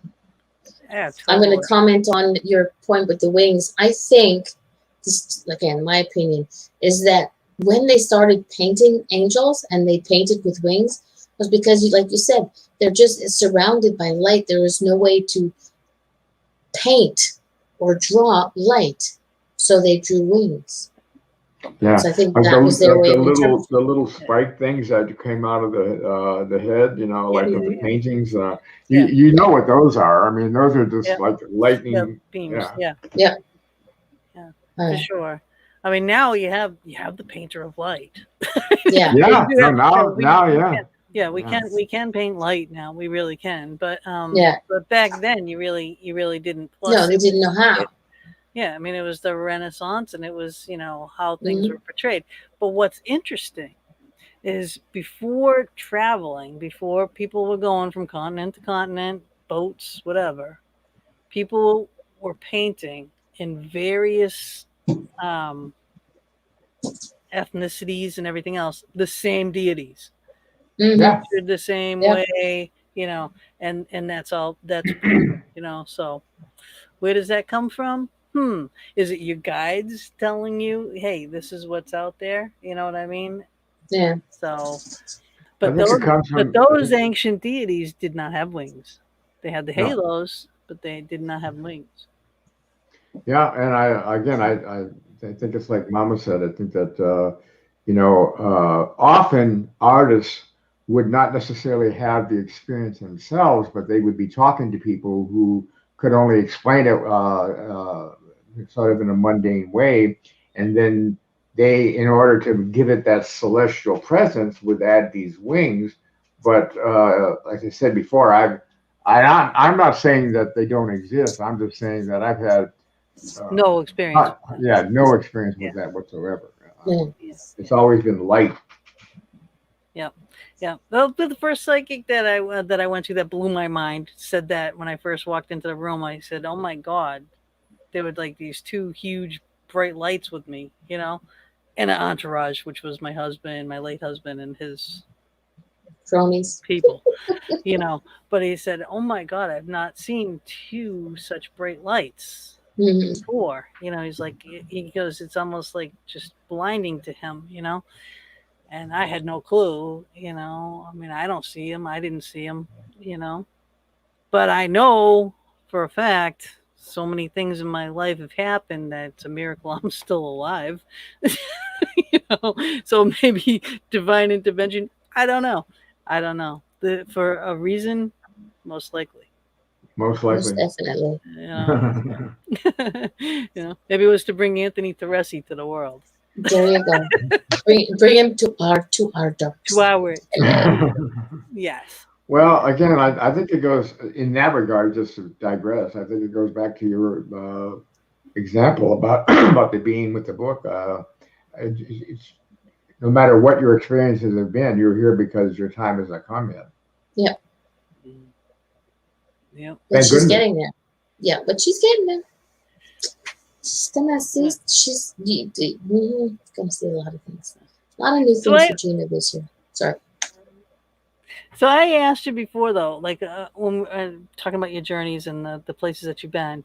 Did you tell me what your favorite place was? No, No, because I I never don't know. will. I don't know that I have a favorite place. I think if I had to, if I had to point to one spot, it's a place near the end of the third chapter, uh, where we've expanded from cosmic consciousness through onto the edge of the universe of universes, and there we encounter a being that I call in the book because I never got a name when I experienced this. And I only experienced it a few times. This is a very unique experience. But I experienced a being that I call the daughter of love, rayed out from the universal mother's heart. And this was one of the most extraordinary experiences I've ever had. And I make the point in the book that at that time, I was looking to expand as far into the known universe as possible, the known dimensions as possible. And in the most loving and beautiful way, I was told, while that is an intriguing endeavor, it's not going to get you where you want to go. Okay, what you want to do is you want to endeavor to experience universal source love. That Mm. is the highest experience that you will have. And so I was redirected at that point to Yep. Get off this path. yeah, No, yeah, no. wrong, Over here. nice thought, but wrong idea. Left turn at the next corner, please. Yep. So The it was revolving door lets you out this way. yeah, that was a beautiful moment. I really truly and really helped Now, dramatically too. when you say we, right, who's on this journey with you? Well, it's I'm using the term we because I did not want to write I. I did not want it to be a memoir. So when I'm using the term we, I'm using the collective we, the we who would be me and the reader, and whoever else is reading it from that standpoint. Because I wanted it to be about sharing. I wanted it to be about, okay, here's what we're going to do. Here's what we can do. This is possible for all of us. Everybody. Yeah. Yeah. Yeah. Yeah. I like that. I got that, but I just wanted to get that Yeah, out there. I appreciate the way that you wrote it. thank you. I think people will find it extremely interesting, and especially again if you are on this journey or not, you know, or just interested in it, because this is it's quite the trip. It's quite the trip through so many different areas, and you do write it uh, in quick little segments. Again, not taxing anybody's brain. You're not looking up, a word every other, 2 sentences, and you're not browbeating anybody. You're not making them do anything. You're just taking them on a journey. You know, and it's one that you traveled. So it's really cool. It is really cool. You Well, I wrote it with that in mind. That's a good observation on your part, if I may add. know? I wrote it so that as you read it, in order to comprehend what you're reading, even in the slightest sense, your comprehension and your awareness needs to slightly rise so you can take each level in. And lo and behold, guess what There you happens go. by the time you're through? Yeah, you're Yeah, walking through exactly. that door, and again, you can't unsee something, you can't unlearn Yeah. something, you can't unknow something, you Yep, know. exactly. And then welcome to your new life, you know. Huh? And then welcome to your new life. Yeah, exactly. Exactly. So, and in chapter 4, I also tackle questions like that are really profound, like who am I? Why am I here? What is my purpose? Right. And these are all divine uh, revelations that occur during the course of the 4th chapter, which is divine awareness. And to answer your question, that was one of my that wasn't a being that I met, but that was a metaphor device that I used called the flute, the life of the flute. Right. And I was going to ask you about Yeah, yeah. So, and again, that closely mirrors our own uh, journey into the light, our own journey to mastery, our own journey beyond the things that hold us back from experiencing the true breath of life that's coming through us. And so, those are my favorite places. Awesome. Yeah, and that was a little bit longer too. The about the flute. I mean, Yeah. that Mhm. that took a few more pages than some of the other ones. I was like, Just a few. yeah, it's very interesting. It's very interesting. And again, if you want to know what we're talking about, this is where you can get the book. You can. All right, it is on Amazon. You can go to Anthony's website, which is www.anthonyteresi.com, and it's TERESI.com. All right, now tell us about this though. The music you can see forever, and they can get it at anthonyteresi.com/music. Right.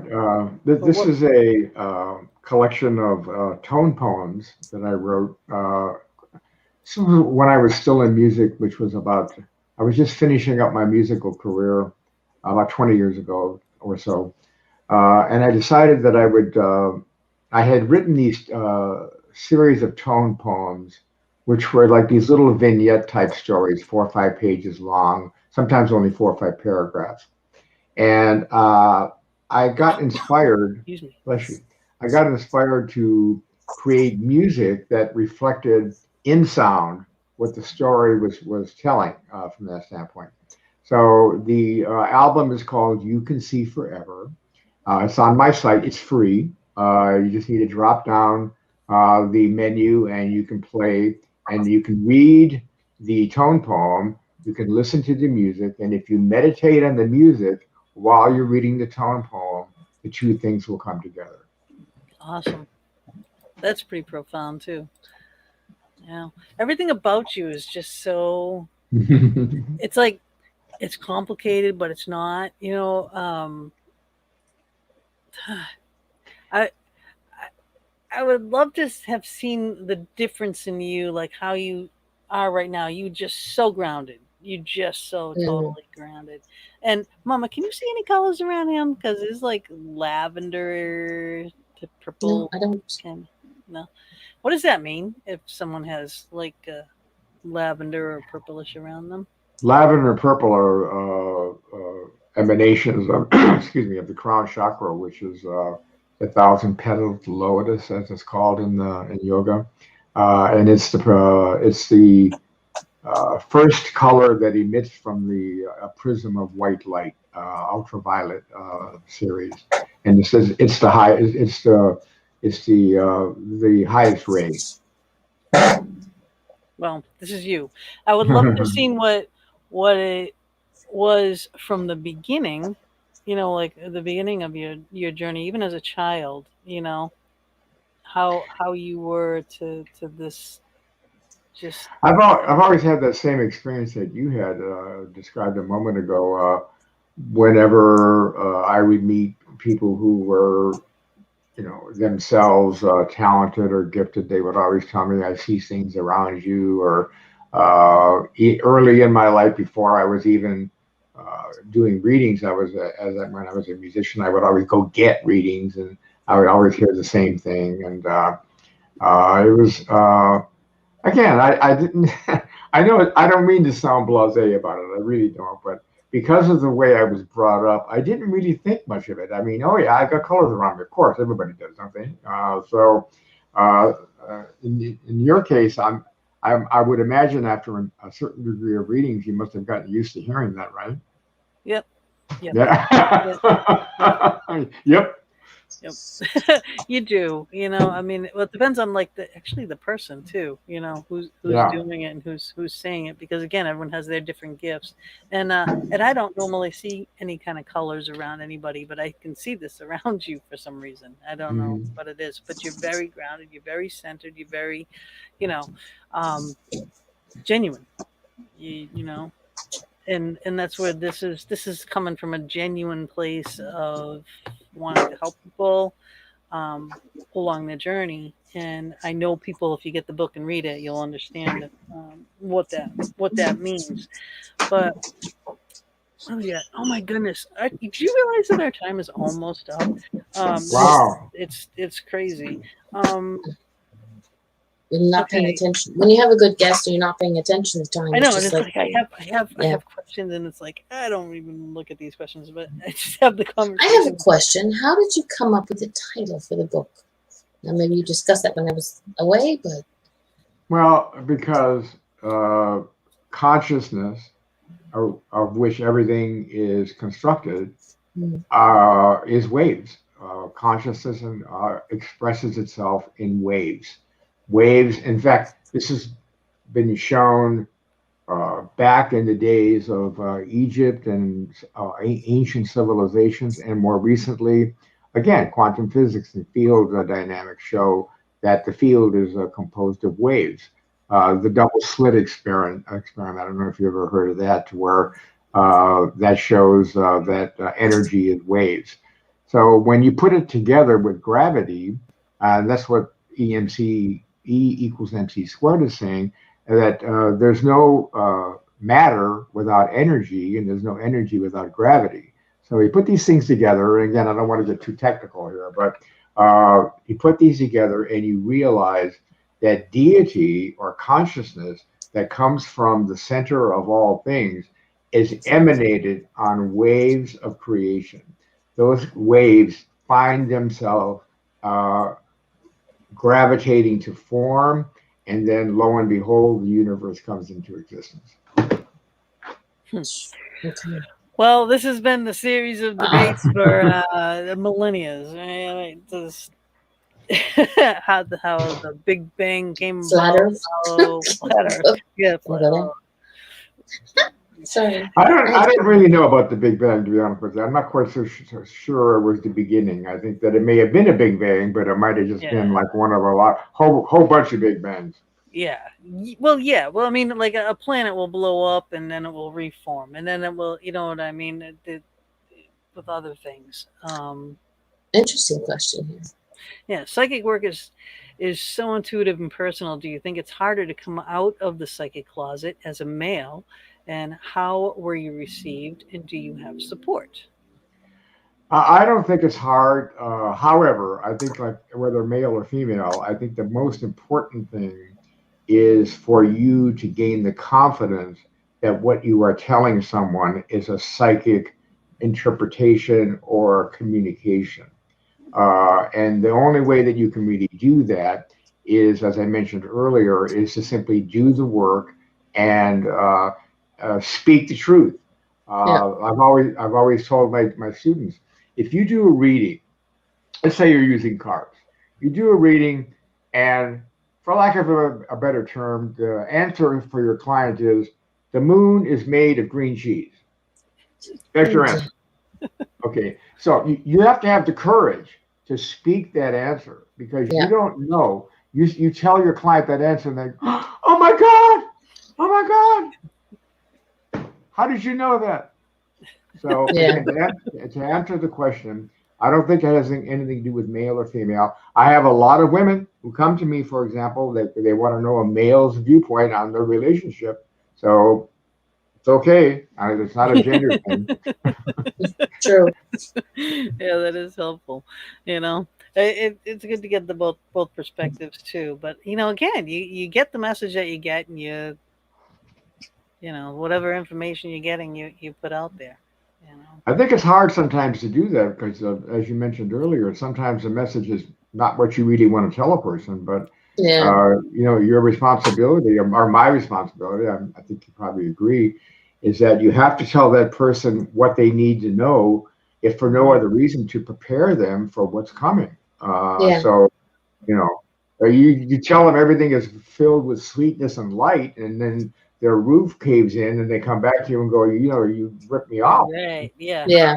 Exactly. It's just the ability to wait and how you word things. Correct. It's like if you see, and I'm not saying it ever happens, but if somebody says, I see death in your future, or I'm seeing you dying. I mean, like, yeah, everybody's gonna die, but Yeah, we're not it's gonna the make way. it newsflash, I'm not. right? Well, yeah, exactly. I'm going to leave this world dead and poor. I don't know, but but it's like I can't even. Sort of got lost there in the dead and poor. Sorry. It's okay, Mama. Jess said this is great. Now I did want to bring this up earlier because you Yeah. kind of touched on this a little bit. She says, does he believe in karma?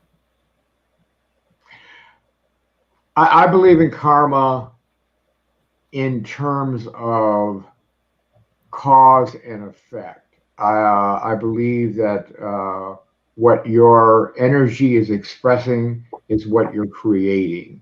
So karma is cause and effect. I do not believe that if you led a terrible life in your last lifetime, you are destined to come back as a dog or something yes, like I'll take it. that. I know. So If I I come back as don't my believe in dog, it karma would like be that. great.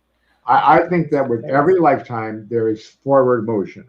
It may be that much, but with every lifetime, you will take the best, the most incredible essence of your lifetime, and you will take that into your next lifetime, and you will leave the negativity behind because that's what you learned and that's what you grew from. Yeah. But you do believe in the past lives and everything else. Like I know I'm an old soul, Absolutely. and Absolutely. you know. But I think past lives are just that. I mean, I think past lives are for us to look at and say, okay, I did this here, I did that there, I get that, and I maybe still am dealing with the similar themes, but I'm not dealing with those themes in that lifetime. I'm dealing with a new iteration of them. Right, yeah. Because a lot of people they Yeah. just confuse karma and dharma. They don't understand what it's all really truly about, and But and they do things like Dharma is way more important than karma, I've eh, found. yeah, really, but everyone focuses on karma and they do it in the wrong tense, the wrong thing. Like, oh, karma's gonna get you. No, that's not what it is. Yeah. That's not what So, it is. yeah, it's a study. If you go look into the religious part of it and just go look it up. All right, study, then come back to me, talk. Yeah. But Come on we the are, show. We'll have you here. yeah. We can have a show on karma and dharma, and all the effects of it. Now, you on these questions that I have written out that we kind of got to some of them. You have an advice in future areas. Under the advice, it says, do you have some special insight or suggestions on how to fully experience rippling waves or how to get the most from this journey? And I think that's really good and important. as you're reading the book? Well, again, remember that the book is written in a linear fashion. It starts from the most basic sense of transformation, pre transformation, quite frankly. It tells us a few short stories about how to get to a certain level and then how things open up, and it goes on from there. So, you don't, this is not speed reading material. This is the kind of material that you read it, you dwell on it, you allow your imagination to expand, and then you continue reading in that regard.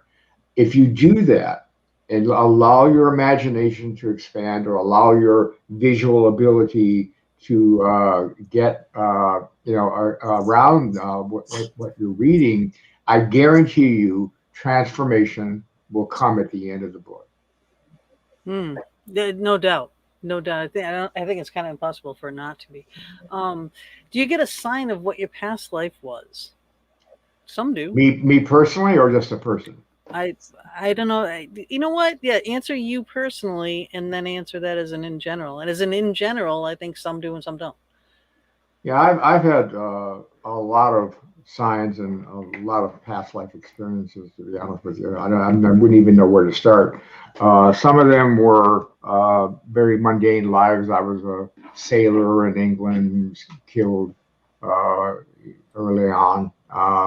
I was a musician in many lives, and I also always had some sort of theme, either early or late in life, to where I was doing this kind of work, one way or another. No matter if it was a medicine man in Southwest or a healing musician in sixth century India, that. But as a person, for anyone looking at this, um, past lives often come up in dreams, where you dream Yeah. about being at a certain place in a certain time. I love doing past life readings. It's so interesting, looking into a person's life. Yeah, definitely. Definitely. I found out some pretty incredible things. Jess says, do you think phobias a person may have is tied to the way they passed in a previous life? They say that, and then also birthmarks and such could be death marks, you know. I've seen Well, that. And I've seen a lot of documentation about that, which is, I don't know, really know, to be honest with you. I mean, but some of the documentation I've seen is pretty compelling, where the young boy was shot in the head and then he remembered that happening. They went back and they checked it. Yes, sure enough, he was shot. And then he was reborn with a big birthmark in the top of his head. wow, So yeah. I don't know. I mean, that sounds pretty compelling. So I'm not sure, to be honest Oh with you. yeah, I know. And 3 and 4 year old children saying complete and stories in other languages. Someone from World War II. That was in one of the books. One of the books I read for one of the shows. It Right. was pretty I read interesting. that too. Um, can the way you died in a past life make you frightened about that thing in a future life? Yes, Yeah, I absolutely, think so. Yeah. Yes. absolutely. If you died of drowning, the probability is that you're going to be aware of that, because don't forget, dying is dying is usually the biggest trauma you face. There you go. We're Yeah. again, newsflash: we're not gonna make it in this life either, right? But Mm-mm. There we go. it's gonna happen. Sorry, I didn't mean to burst your bubbles or anything, but Yeah, it's gonna happen.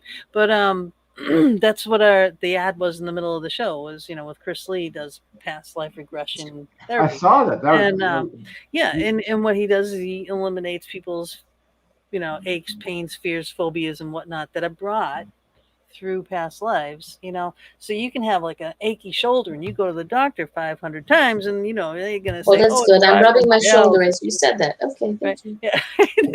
Fibromyalgia, because that's when they give up, they just say, yeah, it's fibromyalgia. But yeah, then exactly. you have a session with Chris, and you come to find out, maybe you were hanging in a cell and you were hanging off that shoulder, and once you let this person and that memory and that thing go, you bring that person actually to your soul family, and you bring that person with love to your soul family, and you're leaving them in care, and then you're releasing that, and then lo and behold, your shoulder doesn't hurt.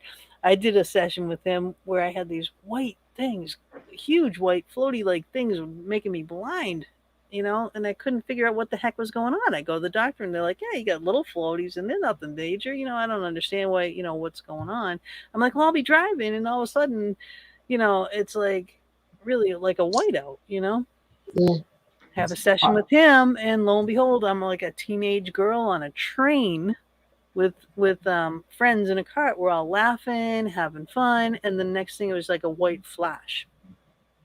So either the train blew up, went off tracks. I don't know. That's how I died in that life, but it was a white flash. So when I brought this girl to my soul family and left her there, I don't have those white floaties and the white thing anymore. It's pretty incredible how that works. I think that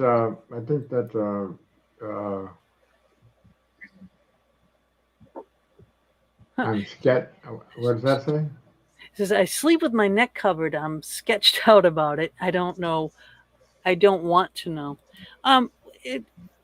Well, with your neck covered, I mean, it could be anything. It could be that, like a lot of people, they bite their nails is because they were starving in cells. You know what I mean? And they were trying to eat their nails or trying to claw their way out. There's so many phobias in those books. There's so many cool stories about people's past of what he's gone through and how he's helped people.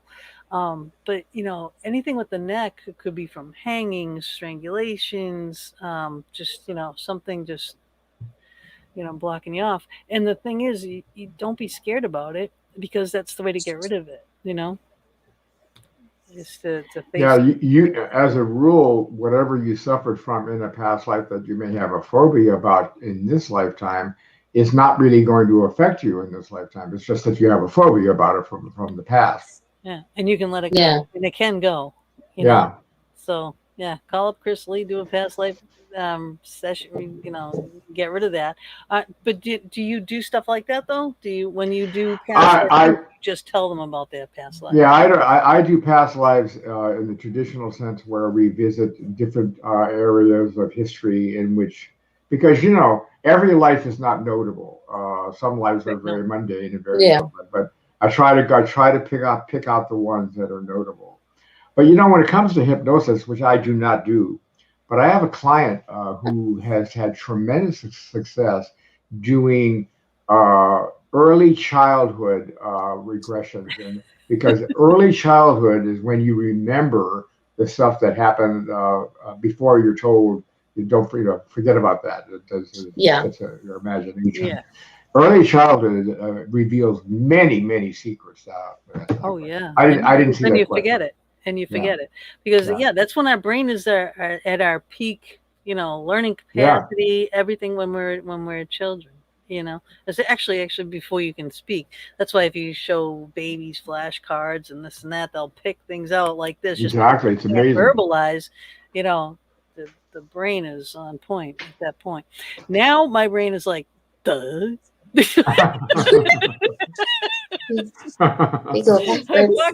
I walked into this room 3 times for one reason, and I still don't know what it is. Oh God, no, I hate that. That is hilarious. Well, we're kind of like 1 minute over, and what do you want to leave our people with? Any advice for the future? Or there's a great awakening occurring right now. You're not going to hear about it in the media. You're not going to hear about it any place. But there are, if you look, you will find well over 1,000 different organizations dedicated to doing work in the world that unifies humanity and the planet as one people. Get involved. Find a way to make a contribution. You can read my book. That will help you become a better person and expand your horizons. But that being said, the end result is for us to get past this ridiculous chaos and lack consciousness into the abundant spiritual beings that we are. And I would leave you with that. Fabulous. Well, I That's really thank you amazing. for being with us. It's very, very, very interesting. And guys, it is. It's an interesting book. It's an interesting journey. You definitely will be different after reading it. No doubt about it. All right, I'm gonna play our exit video. We're gonna see y'all next week with Susan Shumsky. No, not next week. The week No, after. after. Next week, we're not here. Yeah, we're gonna take next week off. Sorry. 2 weeks we'll have Susan Shumsky with us, and we'll be talking about chakras and meditations and things like that. And we will see you then. Hang with us for a minute, okay, Anthony? Okay.